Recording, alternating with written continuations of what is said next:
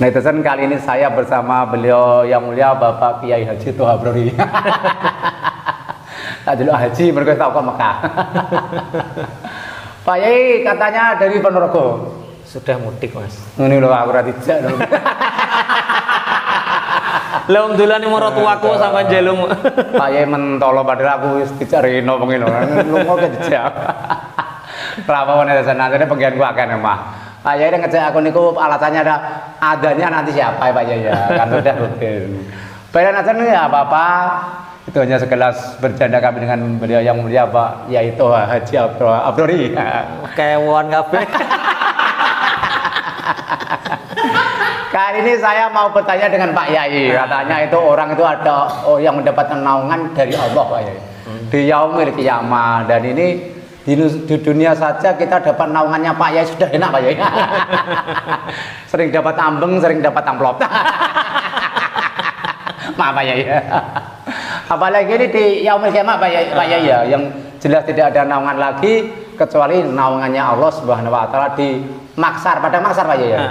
Makassar atau Padang Maksar ya? Mahsyarun. Mahsyarun ya. Dari kata apa Pak ya Mahsyarun itu? Mahsyarun dari kata-kata hasyaro. Mananya? Mengumpulkan. Jadi mahsyarun tempat berkumpul. Ini lho lagi roh lebih Pak Yai. Maknanya pengumpulan dari Pak Yai ya. Luar biasa. Tolong Pak Yai diberitahu saya biar netizen tahu 7 orang yang mendapat naungan dari Allah itu.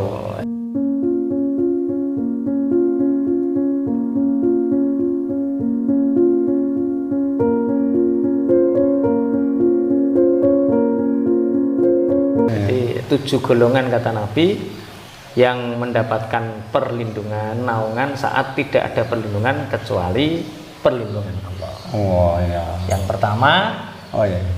al-imamu al-adilu, pemimpin yang adil. Pemimpin Pak Yai. Pemimpin itu apa terkhusus kepala desa, presiden atau saya juga pemimpin Pak itu? Atau semuanya berarti pemimpin Pak Yai di situ ya? Iya. Oh, termasuk saya. Cuma dalam konteks ini adalah mestinya pemimpin yang menaungi masyarakat. Oh. RT lah. RT. Saya pemimpin rumah tangga ya Pak Yai? Iya, pemimpin rumah Itu termasuk Pak Yai ya? Itu kalau dalam hadisnya kullukum ra'in. Oh. Setiap kalian adalah pemimpin wa kullukum mas'ulun an ra'iyati.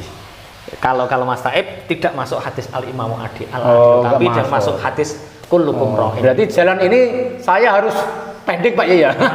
Iya, jalan ini nggak bisa. Nggak bisa ya, karena saya tidak menjadi presiden atau lurah Pak Yai ya? Iya. Berarti saya kudu jadi lurah dulu biar dapat jalan ini Pak Yai ya? Tenang netizen, saya akan menjaga lurah nanti.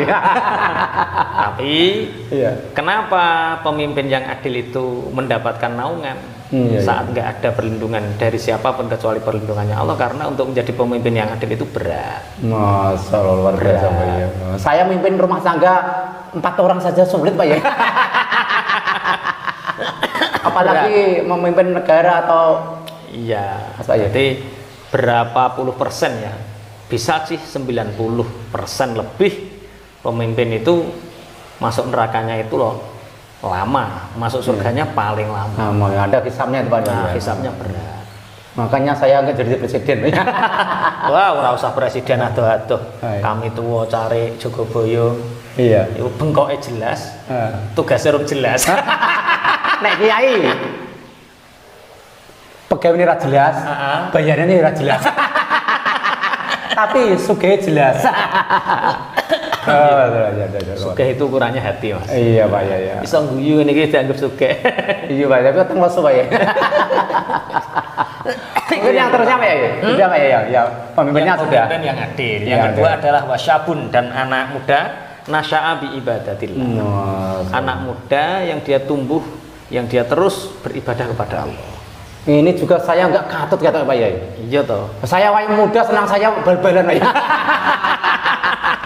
Walah, yang lain tidak mau saya ceritakan Pak. Sudah 2 pintu tertutup ya. Wah, katanya yang 2 ini juga nggak masuk saya. Nggak masuk ya. Tapi saya tobat sudah baru umur 22 tahun Pak Yai. Masih muda lah Pak Yai. Termasuk Pak Yai itu. Tapi kan sekarang sudah 45. Gak, waktu saya tobat itu kan 22 tahun. Berarti masih muda Pak Yai saya. Dikatakan muda itu yaitu ketika masuk usia balik al-fatah itu sampai usia 30 tahun. Enggak masuk netizen ya. Iki wis waktu asar. Aduh, Pak Yai masalah. Cara mati ngono maghrib, finise maghrib, iki wis ngasar. Sumur. Aduh, netizen yang nomor 2 sayang ketihatannya Mas Taim nggak masuk lagi. Waduh, bahaya ini. Masa dari 7 nanti semoga Mas Taim pada yang sana. Kalau Pak Yai jelas masuk ini dari muda ke pondok Pak Yai ya. Luar biasa Pak Yai. Besok tolong Pak Yai saya. Saya ditarik. Tapi jangan bajunya Pak Yai. Tangannya ya. Karena bajunya sobek nanti. Tarik ke neraka. Ya ditarik ke surga Pak Yai. Berat Pak Yai anak muda untuk ibadah ya. Karena apa Pak Yai? Karena nafsunya dan akalnya itu lebih panjang nafsunya kalau anak muda itu. Makanya kalau anak muda akalnya dan fikrah pemikirannya itu lebih panjang, maka dia bisa mengendalikan nafsunya. Nek kaya wis ngasar ini tobat ya maklum. Wis mambu lemah. Saya dulu dinasihati orang Pak Yai. Mbok ibadah. Wah, ibadah nanti aja dah. Iya Pak Yai, sulit Pak Yai anak muda untuk ibadah. Makanya mendapat naungan dari Allah itu karena sulitnya nafsunya besar Pak Yai. Menjadi pemimpin yang adil sulit. Pemuda yang bertobat juga sulit. Masya Allah. Berarti anak saya itu ketut Pak Yai, ketok ya ngeri gitu ya. Oh iya. Itu dari muda di pondok Pak Yai. Ijole saya dulu Pak Yai. Bisa ya. Ijole sampean. Ijole. Anak muda itu suka pacaran Pak Yai. Itu yang luar biasa sulit Pak Yai. Sulit. Itu teman saya dulu juga ngefan sama pacaran semua. Hanya satu yang mondok Pak Yai, teman saya dulu, seangkatan saya itu. Sekarang ya nggak jadi kiai Pak Yai. Jadi ketua RT. Yang mondok nggak harus jadi kiai, Mas. Jadi orang baik, jadi orang soleh, jadi orang yang bermanfaat. Apa ya? Sudah Pak Yai ya? Itu anak muda kan ya memang sulit Pak, karena awak sehat Pak Yai, belum ada linu belum Pak. Jadi mau mukul orang enak. Nangkis juga enak. Kalau sekarang saya ditantang orang nggak mau deh saya. Jangankan mukul saya lari udah lepok saya. Lepok. Nyuwun Pak Yai nomor 3 Pak Yai mungkin dilanjut. Sing nomor 3 warajulun qalbu mu'allaqun fil masajid. Wah, ini seorang laki-laki yang hatinya selalu tertawan oleh masjid. Ini kesukaan saya. Ini jadi disebutkan muda tua nggak Pak Yai ya? Muda tua nggak disebutkan di situ ya? Enggak, yang terpaut dengan masjid itu loh. Enggak, siapapun laki-laki. Ini netizen saya bisa ini. Saya ancam yang satu ini aja dah. Laki-laki dan perempuan. Laki-laki nih. Laki-laki Pak Yai. Karena perempuan itu sebaik-baik sholat perempuan itu di dalam kamar. Di rumah sebaik-baik sholat perempuan. Bagi perempuan yang cantik. Makanya nanti Idul Fitri ini yang cantik nggak boleh sholat di luar. Jangan Pak Yai. Saya semangat aneh cantik ya. Itu tapi di masjid itu kebanyakan laki-laki perempuan tua muda sama saja biasa itu gimana Pak Yai? Berkumpul tapi ya ada tabirnya Pak. Tapi kalau sudah keluar dari masjid pasti ya saling memandang Pak Yai. Jadi kalau di dalam kitab-kitab fikih itu sholat Idul Fitri itu bagi laki-laki yang tidak cantik. Oh, tidak cantik. Jadi nek bojone sampean gak cantik, monggo sholat di masjid tak dengeri. Istri saya cantik Pak ya. Kalau cantik berarti sholatnya di rumah. Kemarin beli rukoh itu katanya untuk hari raya sholat di masjid Pak Yai. Biar malah cantik gitu. Beli di mana? Engkau dikandani. Oh, ngerti Pak Yai. Berarti semua ada ilmunya Pak Yai. Berarti yang dimaksud terikat dengan masjid itu yang selalu jamaah 5 itu ketika dia keluar mendengar azan, hatinya sudah terikat, sudah tertawa. Oh, ini saatnya sholat jamaah di masjid. Mungkin tidak di masjid desanya, mungkin bisa di masjid lihat. Termasuk seperti itu Pak Yai. Luar biasa. Itu sulit Pak Yai. Sulitnya gimana? Ya kalau kadang-kala waktunya itu kadang-kala. Orang itu jarang yang memikirkan seperti itu Pak ya. Mungkin hanya berapa persen orang di dunia ini yang memikirkan ketika harus jamaah di masjid itu Pak ya. Makanya karena sulit itu Allah memberi penghargaan. Waduh, semoga satu ini saya dapat Pak ya. Pak ya sudah dapat 2 ya, saya 1 baru nanti. Mas Taufik dapat yang mana Mas Taufik? Bisa dilanjut Pak Yai.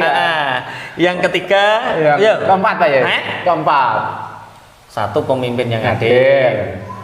Anak muda yang beribadah, taat beribadah. Yang ketiga, hati terikat dengan masjid. Oh iya, sing nomor 4. Sing nomor 4, wa rajulun ta'atu imra'atun. Oh, kleru ya. Wa rajulani tahaba fillahi ijtama'a alaihi wa tafarraqa alaihi. Apa yang keempat itu dua laki-laki yang saling mencintai karena Allah. Wah, aduh. Dua orang yang saling mencintai karena Allah, dia berpisah karena Allah, berkumpul dalam satu majlis karena Allah.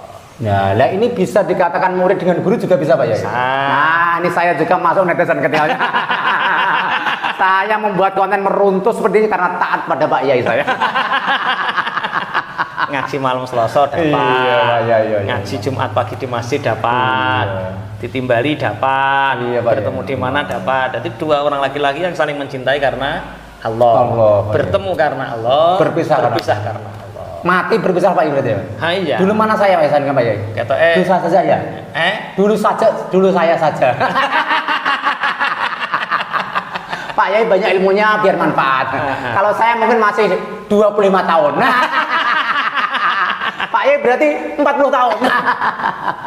25 saiki sampean 45, 25 piro Fik? 70 ya. 70. Walah cek ketok enom Mas. Sing ganteng Pak Yai. Luar biasa aja ganjaran dari Allah yang selalu berteman berabad karena Allah Pak Yai. Mari kalau saya bertemu Pak Yai tidak pernah karena Allah tidak pernah toh. Masa saya cuma mau Pak Yai maklaran.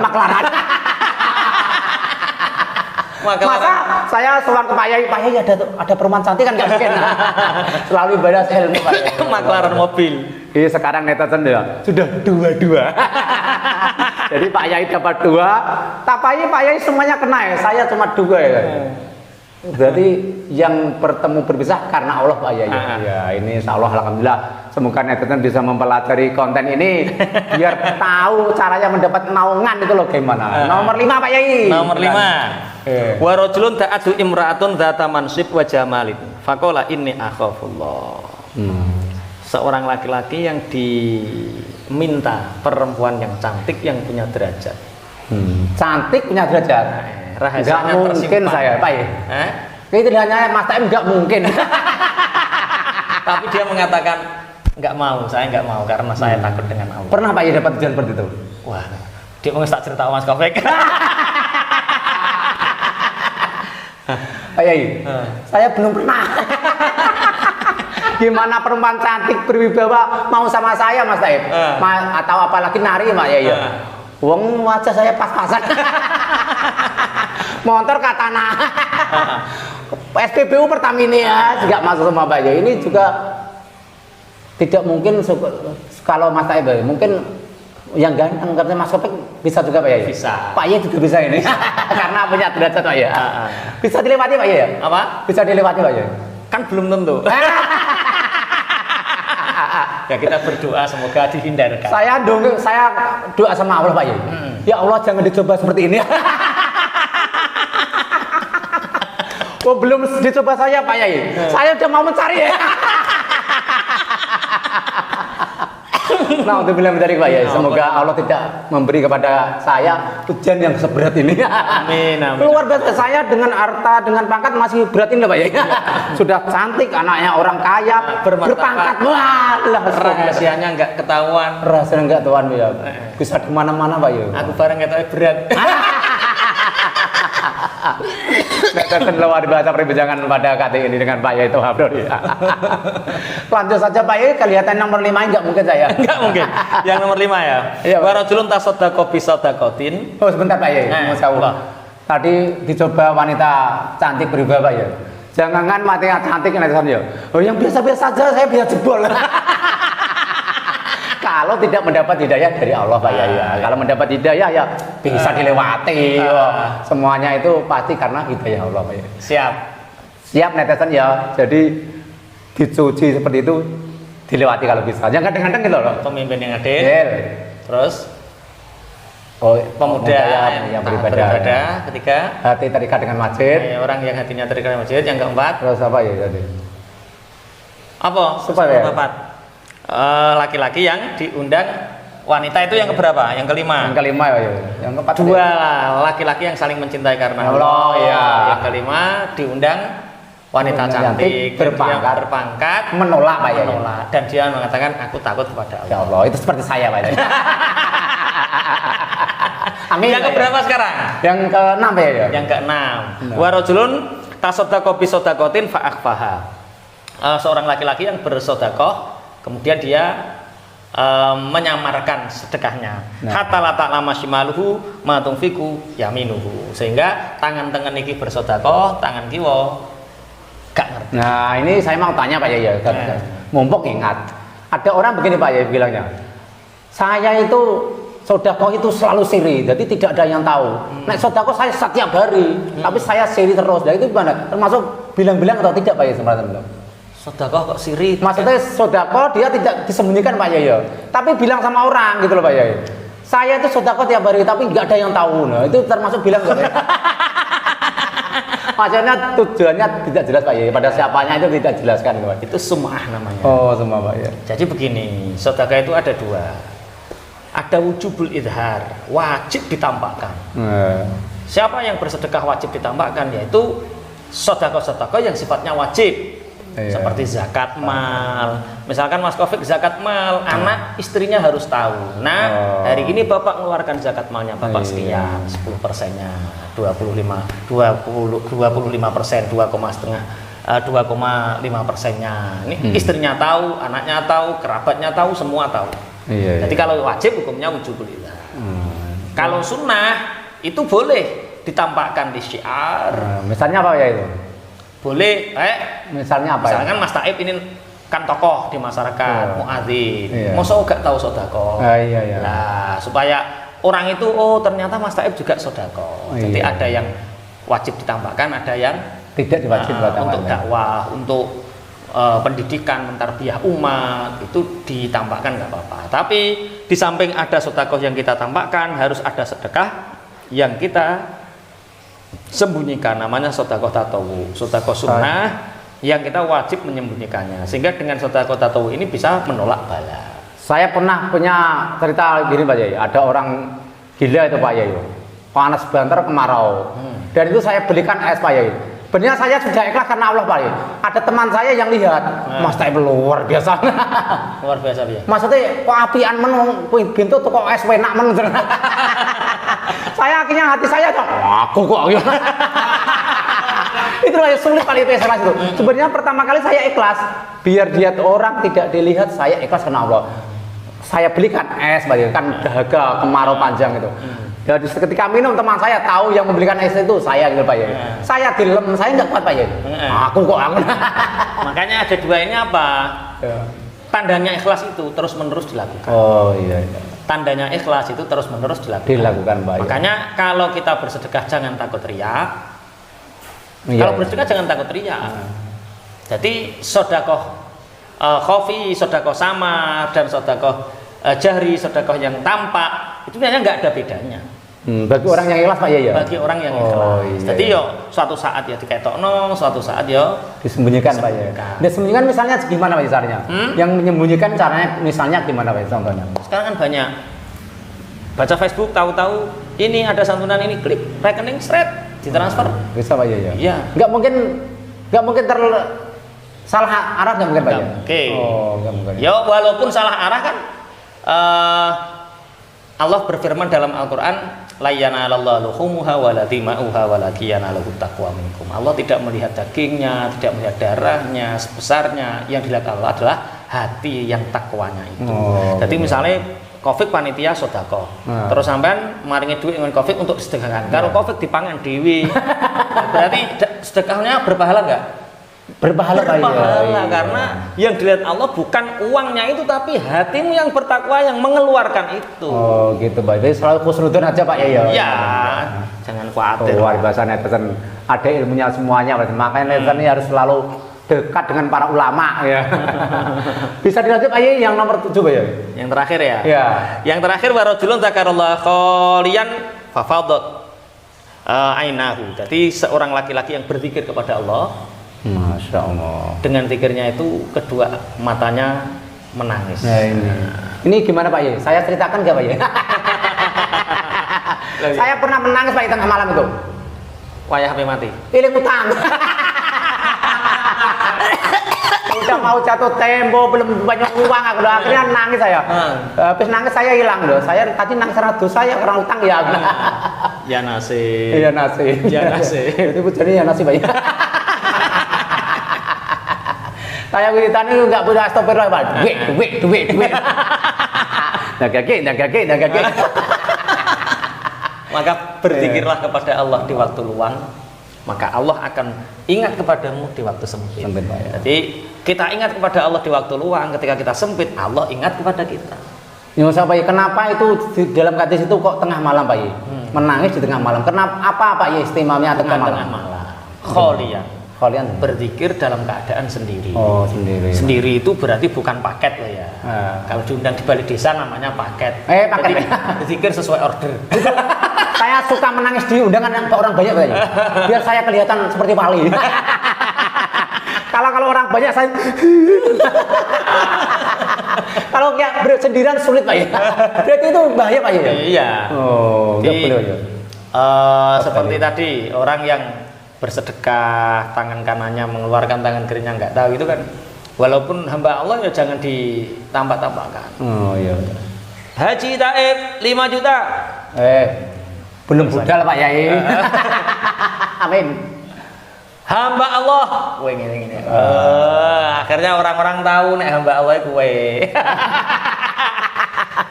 Dadak hamba Allah rane sing ngerti sesuk cerita. Dijenengi ngono rape. Jeneng ngono hamba Allah kaya aku. Jadi berzikir kholian, menyendiri dan dia sampai melinangkan air mata. Iya. Mungkin ingat dosa ya jelas Pak ya. Tidak karena uang Pak ya jelas ya. Ya enggak tentu juga. Nanti kamu kalau karena ingat dosa seperti Barseso. Oh, gimana? Barseso itu ada setan yang ketika berzikir nangis. Iya. Loh, kamu nggak mungkin bisa Barseso menangis seperti ini. Kamu nggak pernah melakukan dosa. Ayo lakukan dosa cilik. Kayak gitu.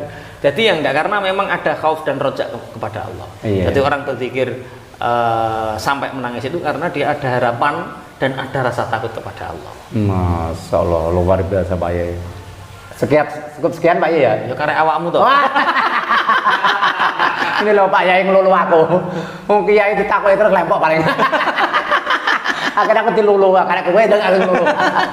Netizen demikianlah yang dapat saya sampaikan penjelasan dari beliau yang mulia Bapak Kiai Haji Toha Blori yang jelas sekali menerangkan tentang 7 golongan yang mendapat naungan dari Allah ketika di Yaumil Mahsyar Pak Yai. Dan itu kita semua bisa memilih mana yang tepat untuk kita. Yang jelas kalau semuanya bisa itu memang luar biasa dan pertolongan dari Allah. Tapi minimal kita 1, 2, 3 harus kita capai tujuan-tujuan atau cara-cara seperti yang dijelaskan beliau yang mulia Bapak Yai. Saya kira cekap. Lali pantune deh. Hah? Gak berpantun Mas. Oh pantun. Pantun. Kok jadi apa ya? Mbak Mita pergi Jogja Pak Yai. Mari kita minta sama Allah ke surga. Ada lagunya Pak Yai? Iya, lagunya. Dunia hanyalah persinggahan dari sebuah perjalanan panjang. Pesta pasti berakhir, pesta pasti berakhir. Serian. Terima kasih. Assalamualaikum warahmatullahi wabarakatuh.